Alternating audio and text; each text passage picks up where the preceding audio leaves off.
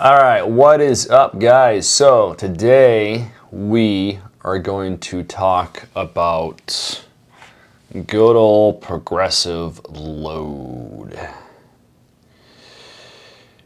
If I can draw. There we go. So this is one of the most important variables for natural lifters. Now, progressive load means increasing the amount of weight that you lift over time. That's basically how we define it. We don't define it as, you hear progressive overload, and it should mean this, but progressive overload has become bastardized basically to mean a lot of different things. And so that's not what it should mean, but it does mean that. So to be clear, all the confusion, we use progressive load as the terminology, okay? Now, strength is key. It's very critical. And if you see this pyramid right here, this is actually from my last paper, and I presented this pyramid in that paper, and it's a hypertrophy pyramid, and it's basically from most important to least important. Now, physiologically, this is what this represents, and I'm going to show you here in a minute how those on the drugs, they strategize their growth a bit differently. But physiologically speaking, across the board, this is the most important thing: progressive load, and then intensity, and then volume and frequency, and then we have secondary variables. These are essentially stimulus variables is what they are, okay? And the entire goal is to induce internal mechanical tension. That's what we need to do, okay? But strength is key, and it's very critical for the natural lifter, okay? Now, in these two different pyramids here, I had a video on this, but basically this one over here is the natty pyramid, and this is the druggy pyramid, okay? Because these guys are drug addicts. You know, let's just call a spade, guys. These are drug addicts over here, okay? These are dopers, all right? So again, physiologically speaking, everyone is, that's the hypertrophy pyramid right there, okay? But strategically, the druggies don't use this. They use this one. And the goal is the same: induce internal mechanical tension. Okay, that is the goal, because mechanical tension is the primary driver for muscle growth. Okay, now they don't need load to be progressive.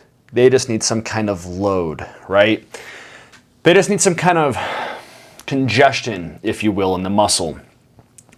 And that induces this internal mechanical tension. And of course, the hormones do a lot of the heavy lifting, no pun intended, right?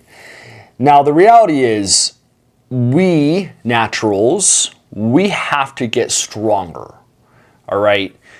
Bottom line, we have to get stronger if we want to get bigger. But I don't mean getting stronger in powerlifting repetition and ranges. So when people hear that, they think singles, doubles, triples. That's not what I'm referring to. So we need to get stronger in bodybuilding repetition and ranges. But that's the name of the game. We have to do it. The drug addicts do not, okay? And a lot of times they say that progressive load, they say it just doesn't matter. Like, excuse me while my pen doesn't like to work. It's actually Canva is what it is. It's not the pen. But they say progressive load is just a hoax. It doesn't matter. and you should not focus on getting stronger. And, you know, a big part of that, I think, is people having really sloppy form. And there's merit to that. I totally understand it. But the thing is, they don't have to get stronger because they're using the dope, okay? They're using the bodybuilding dope, so the load stimulus does not have to be progressive. It just has to be present. All right, so there's a big reason why these guys always spout off, you don't need to get stronger, progressive load is dead, don't even worry about it. It's kind of funny, but the thing is, we, the naturals, the drug-free guys, we can't train like steroid junkies, okay? It doesn't work like that. We have to train differently. We don't play by the same rules, okay? And that's the reality, guys. That's the reality. And if anybody wants help with this, by the way, I run a natural aesthetics program. So be sure to check out the top link in the description. It'll take you to my About page, and you can check that out. So, strength is a proxy for muscle, okay? It's not perfect, but it is a proxy, okay? Now, ideally, strength increases comes from tissue accretion. So basically adding more tissue, more myofilaments to the muscle, more sarcomeres, basically. And that's how we get stronger. Now, that's the proxy, essentially. But the reality is strength can increase in different ways, okay? But we want it to increase through an increase in tissue. So we have more of these myofilaments, we have more actin and myosin firing off, so we have more tissue, which means we have more force capability, right? So when we get more muscle, when we accrue more muscle through tissue accretion, we therefore have greater force production, we're stronger, right? And that's what we want, right? So it's very symbiotic, right? You get more muscle, you have more strength. You get more muscle, you have more strength. It goes back and forth, back and forth. And if you have more muscle, that means you're stronger. So you should be handling heavier loads, so progressive load, and then you create the stimulus and you adapt, then you grow more muscle, you have an increase in more tissue, now you're stronger than you were before, so then you load it heavier. So it's this cycle, right? But the reality is strength can increase from different ways, okay? So my pen, neural efficiency is one of them.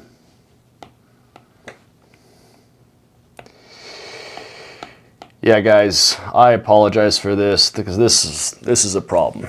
I've emailed those guys 1,000 times, Canva. Like, you guys got to get your shit together.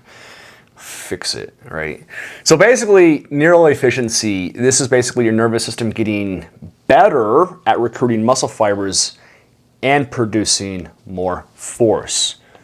Okay, so that's one way that we can increase in strength without adding tissue.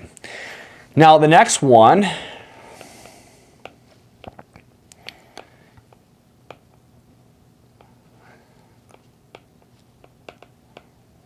is skill acquisition.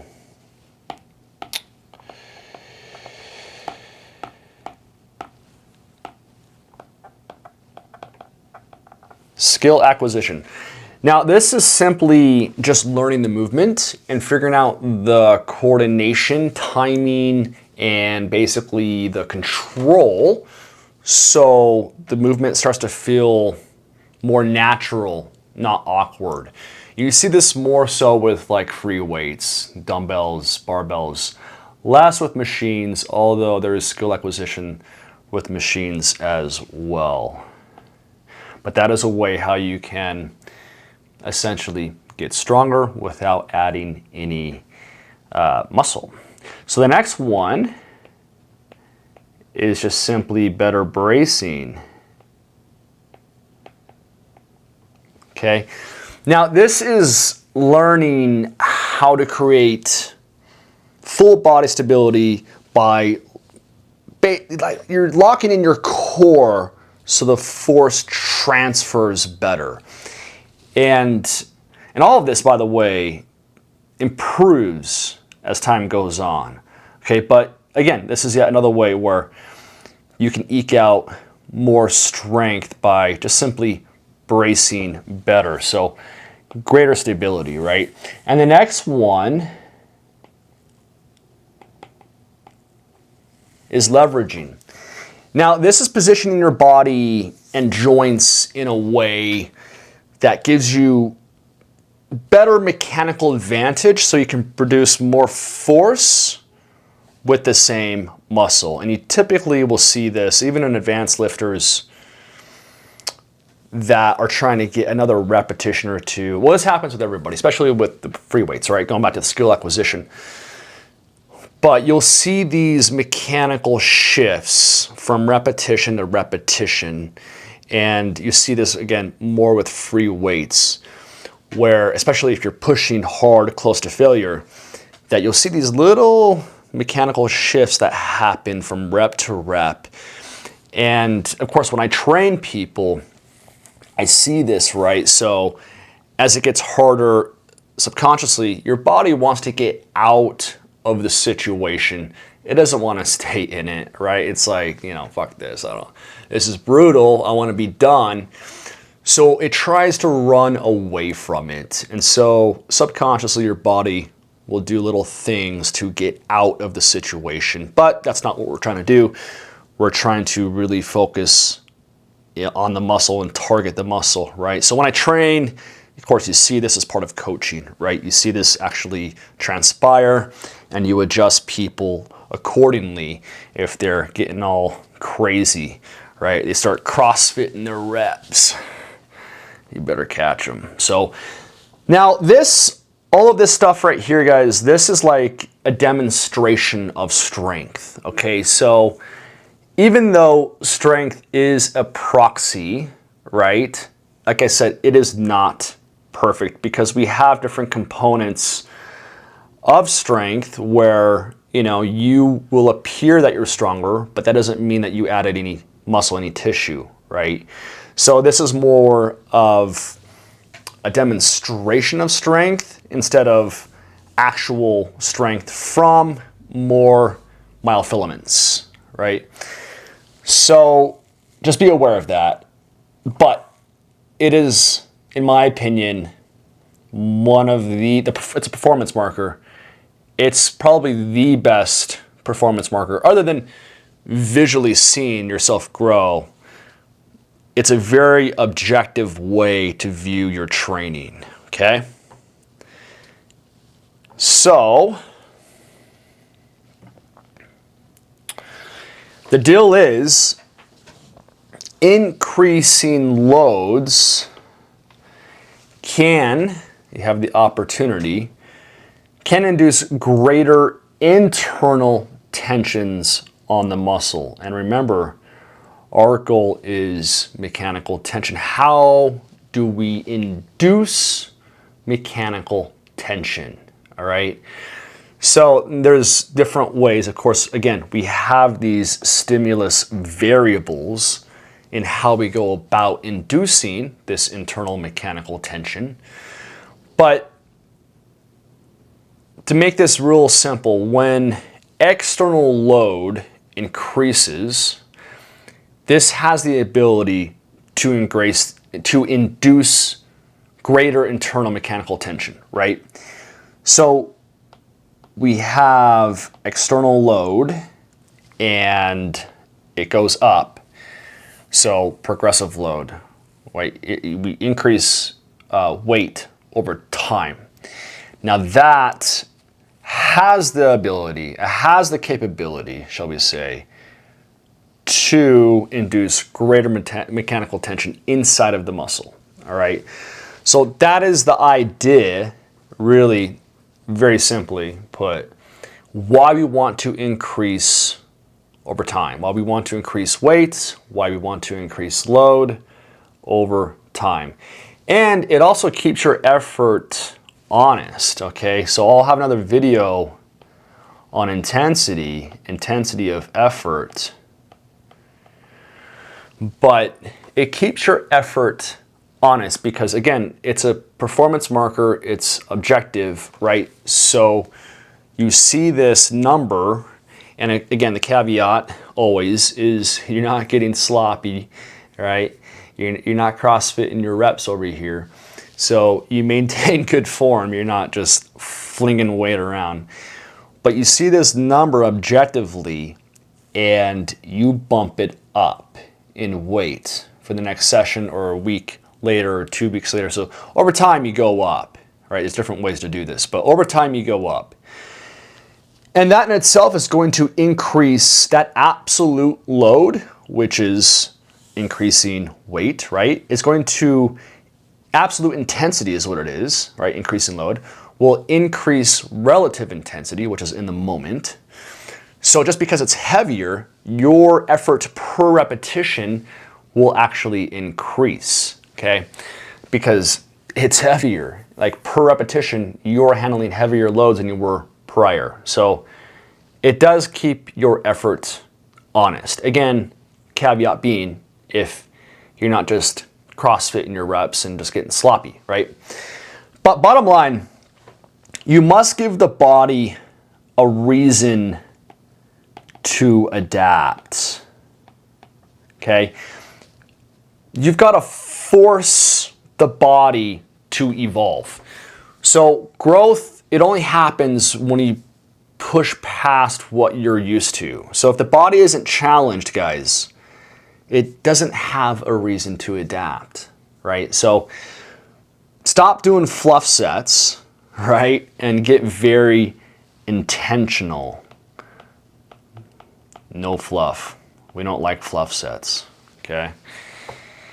So you have to get very intentional with your program, with your reps, with your sets, and this is one of the ways that you can, right? Over time, you increase the load and do it in a way that makes sense, which I am going to show you how to do that, okay? So again, we don't want sloppy progression, okay? So before we get into the progression models, I need to say this again over and over, right? And I want to reiterate, this is why so many guys are so against progressive load. It's because people get sloppy, right?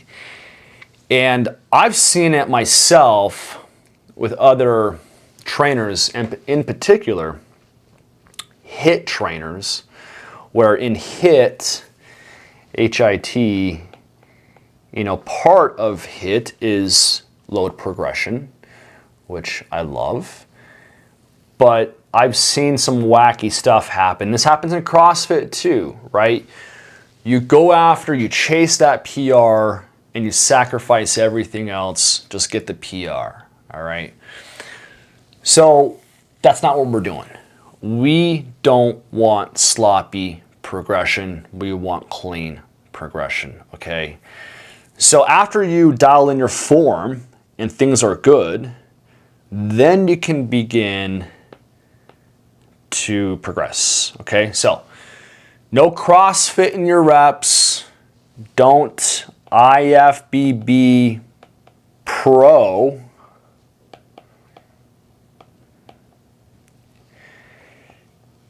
This damn pen. Don't IFBB Pro your reps, okay? We don't want that. That shit is stupid. Have you seen those guys? Have you seen those guys, like, it's like CrossFit. They just throw weight around. Like, we're not doing that, guys. Okay, that's not how you stimulate the muscle. I know. Well, how many awards and pro cards have you won? Whatever, dude. Like, okay, I get it. So, these are the progression models. This is how I view progression models. Now, this might be a little bit different than what you have seen people saying online. It's similar, but I know what people have been saying and writing about, and everyone just kind of copies the same shit. And my terminology is a little bit different. It's very similar, but I've just in my own head, right? I don't watch any fitness channels. I don't listen to anybody. I don't. I mean, research, but at this point, I just do my thing, right? I just call shit what I call it, and I just do my thing, okay? So we have a single progression model.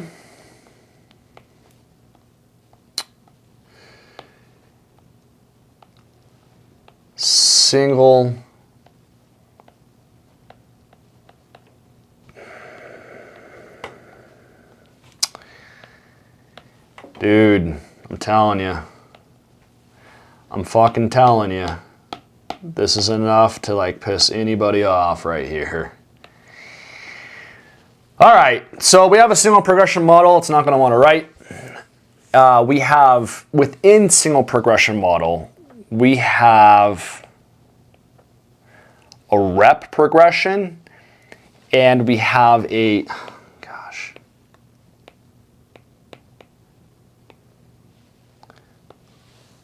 we have a rep progression, and we have a load progression.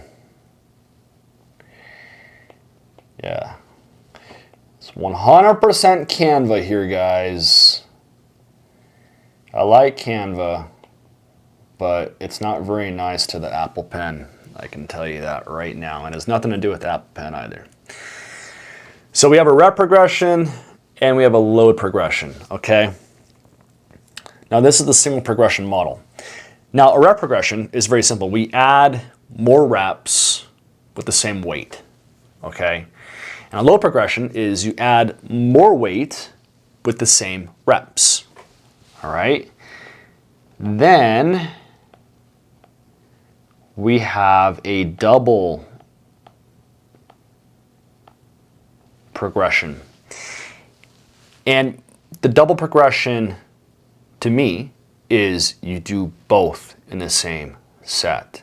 So let's say a week later, you increase the load, and instead of just stopping at the reps that you hit previously with the lighter load, you go past those reps. So that would constitute a double progression, okay? So, and then we have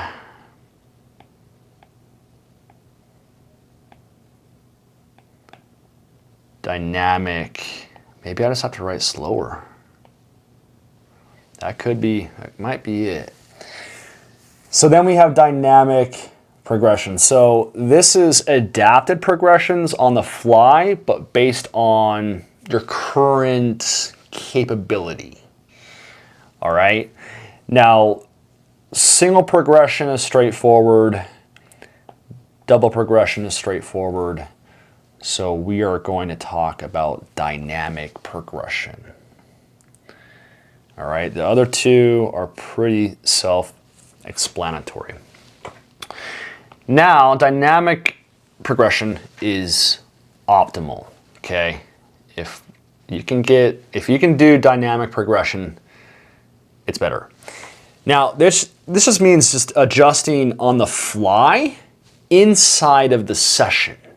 Okay, but it's based on how your body is performing and recovering, okay? So we call this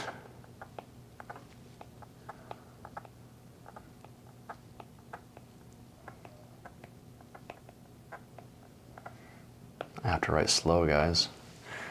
for you to be able to read it because it shows up as a vector.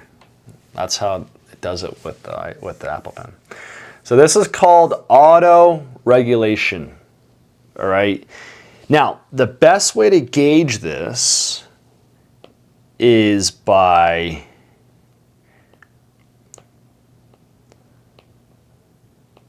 rep speed. Okay, this is the best way to gauge this.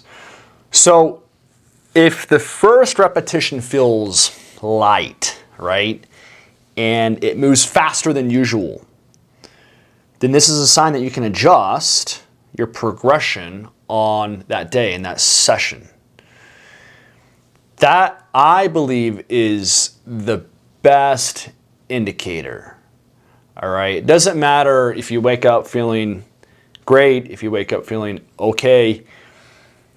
I think the best indicator to auto-regulate your progressions where it becomes dynamic progression is based on repetition speed. All right. So we have an auto-regulation example. So let's say in week 1, let's say we have 100 pounds times 7 times 1. So we have weight times reps times sets. That's how I track, guys. I know people track differently, but that is how I've been tracking my progressions for many years. Weight times reps times sets. So week 1, let's say the load was heavy and you only got to 7 reps. Now, this is close to failure, guys. We're not, again, this is not a fluff set. We're not fluffing the reps, okay? Like, we're working hard. We don't have to go to failure. Sorry, hitsters, hit boys. You don't have to go to failure. And in fact, I advise that you don't go to failure, but we have to get very, very close. So whenever we go through all of this, just understand that this is proximal to failure. So it's a hard set, right? It's a hard set. So close to failure. And then in week 2, the plan is to keep the same load, but get a rep progression. Because we got 7, right? Maybe number 8 you would have failed. Maybe number 9 you would have failed, but we're very close to failure. It was heavy, but instead of making a load progression, you know, it would be wise in this scenario to increase in reps and keep the same load. So we'll do a single progression and we'll do it in reps, right? But in week 2, that first rep that you do, it just feels light and it moves a little faster than the week prior. And you can just tell, right? Just, again, repetition speed, right? So week 2, we have 100, because remember, we're keeping the same load.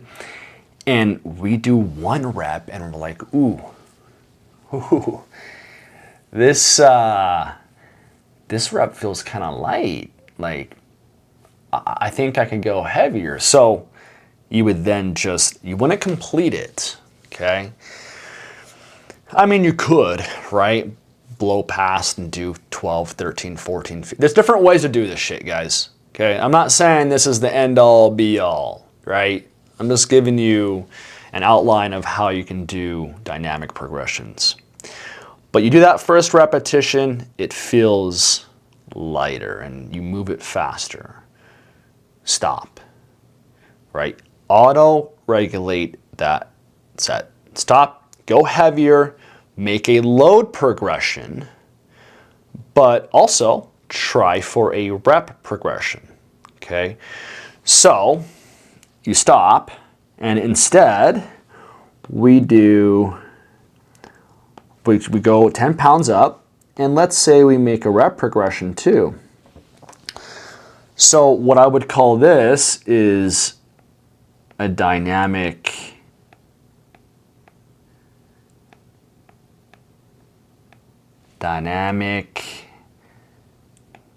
hello. Dynamic double progression. All right. So obviously double because you went up in load and reps, and then dynamic because it was auto-regulated, right, for that session, right? Now this has happened to me a lot, okay? This exact scenario has happened a lot. I go in the next week, I have lower rep range, so I put on the same weight, and then it just feels light. And mind you, the week, because people go, oh well, in the week before you just didn't get near failure.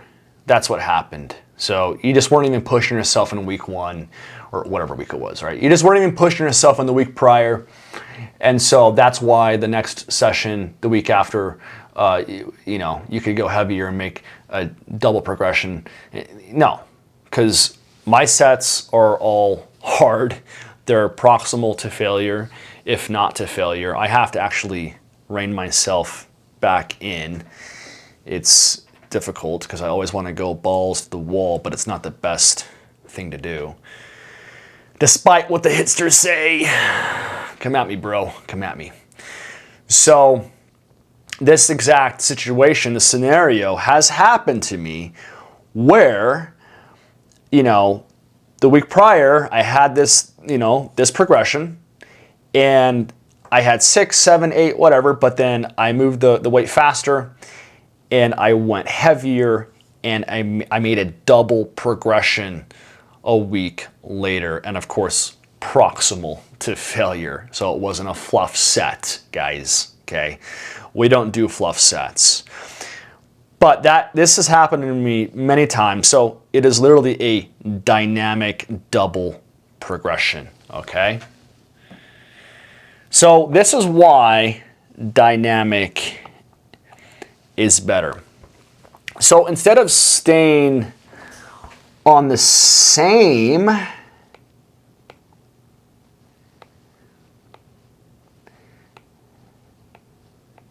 weight, to get to a top set and end range set, basically, you chose to increase the load based on how the weight feels, how it felt. So going back, yeah, you could in week 2, yeah, you can stay at 100, right?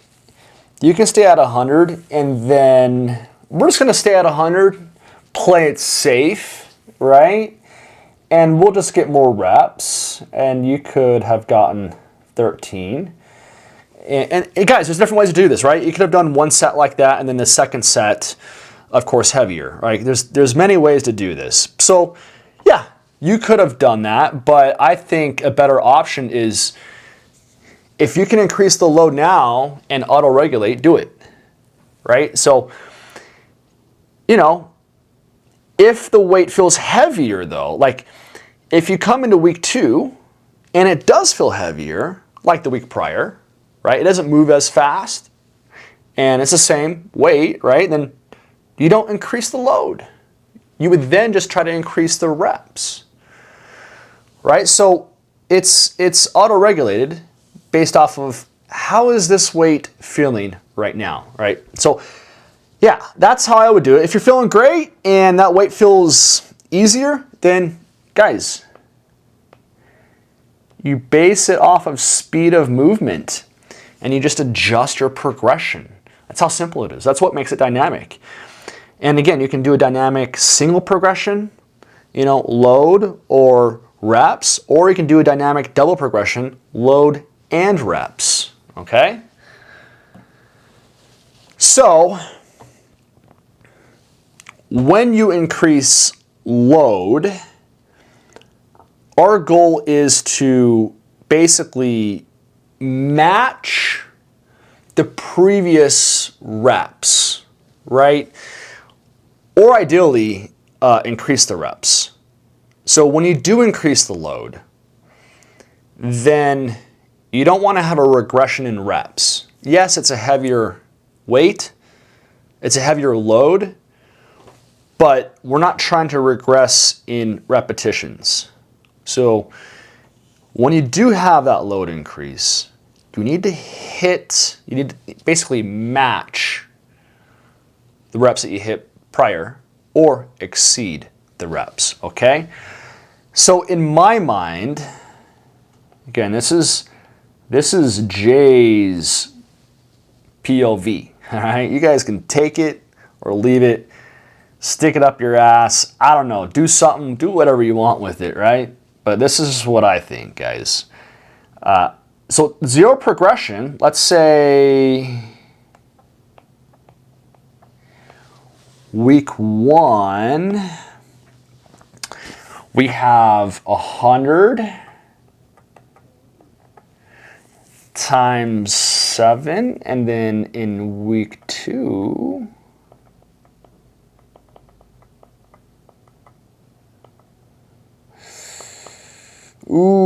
so this is 100,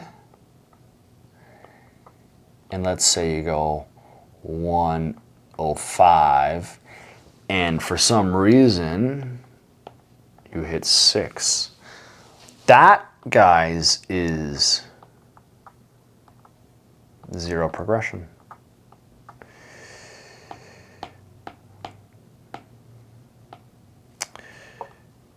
Yep. This is fun, Canva. Love you. I fucking love you, Canva. You're just so awesome to me with this. So yeah, in my mind, guys, that is a zero progression, right? You increased load, but you didn't match the reps, all right? So what you want, and you know, this is like, meh. That's what kind of progression that is. That's a meh progression, okay? But we want a good progression, right? So a single progression would be a good progression. Week 1, week 2. So we have 100 times 7, 105 times 7. So that's an example of a single progression. That's good, right? 105, we increased load, we matched. Love it. Love it! And then we have ideal.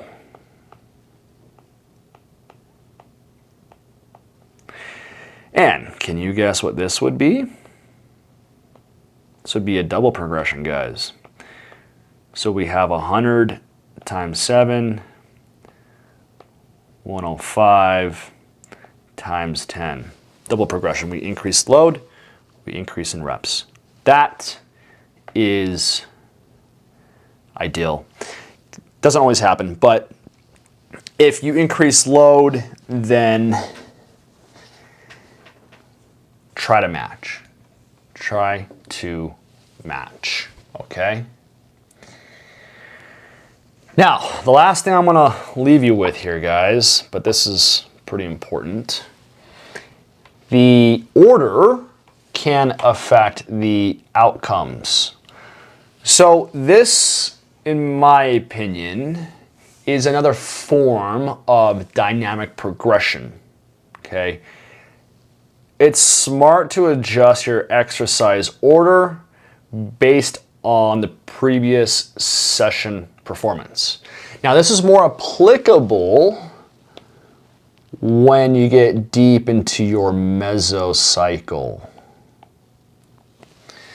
All right, so a mesocycle, you know, I like to program mesos for 8 weeks, but you could have 12, 16 week mesocycles, which I think is fantastic. You know, stay on a routine.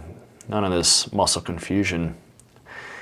None of this muscle confusion stuff, guys. So as you get deeper into the mesocycle, if you keep the same order, then you will have issues, more than likely. You're getting stronger, you're pushing close to failure. There's going to be some exercises that will kind of fall behind as you get deeper, right? So here on the left side, so we have, let's say, number 1 in the cycle, we have a cable lat pull down, all right? So you can see week 1 to week 3, we're making progressions. Great, cool. But on the machine row, it becomes harder to progress because let's say it's number 3, exercise order number 3 in the cycle. Now again, you might not see this in the beginning of a meso. It's going to be more applicable towards the end. But if you keep the same order, then you'll probably see this stuff show up, right? So if that happens, then you just change it. You just change the order, guys, right? So you, instead of having the pull down first, you put the machine row first, yeah, number 1, and then the pull down is number 3. Now you still attempt to make the progression on the pull down, right? Obviously. But you're more fresh now with the machine row, and you should more than, Alexa, turn that shit off. So you should more than likely have a progression if you change the order around and you pop that machine row into first place. All right, so again, this is like a form of dynamic progression, but not, you look at your data, right? This is why data is critical, guys. It's objective, right? You see your shit and you're like, okay, your logbook says that here we are in week 9, the machine row is taking a hit. So best thing to do, having objective data, because that is the scientist, data nerd that you are, right? That we are, that I am. We go, okay, we're gonna move that row to number 1 and then place, flip it around, pull down to number 3. And if you do it like this, guys, you should have a consistent progression model throughout the whole mesocycle. And guys, look, if you want help with all of this, your programs, your nutrition, all the above, losing fat, gaining muscle, doing it natty, drug fucking free, then check out the top link in my description. It'll take you to the about page of my Natty Aesthetics program. Watch those videos and decide for yourself, guys. Is this the program for you? It fucking is. So click that link and let's go.